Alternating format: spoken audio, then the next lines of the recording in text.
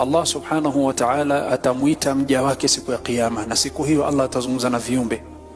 Atamuita mja wake fulani, ataitwa fulani ibn fulan, njoo simama mbele ya Allah.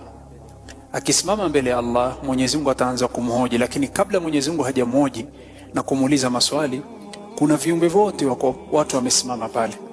Hasa Allah subhanahu wa ta'ala atakuwa ni mwenye kumuuliza makosa aliyofanya. Lakini Mwenyezi Mungu kwa sababu hataki kumuibisha huyu mja, atamstiri, ataweka stara. Hasa huyu na Allah wanazungumza peke yao, walioko nyuma hawajui wanazungumza nini.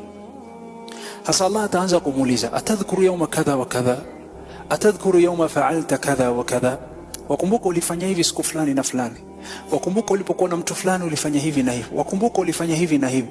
Yule mja yuko ni mwenye kukiri, yasema naam ya Rabbi nilifanya, naam nakumbuka nilifanya, naam nakumbuka nilifanya. Sasa mpaka yule anaona maswali haya yote, mimi basi naingizwa motoni.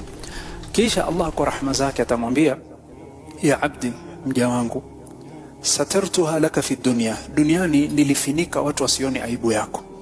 Watu wakakuona wewe ni mtu mwema, wakakuheshimu, lakini wewe ulikuwa na aibu, lakini mimi ndo nilikufinikia ili heshima yako isiharibike.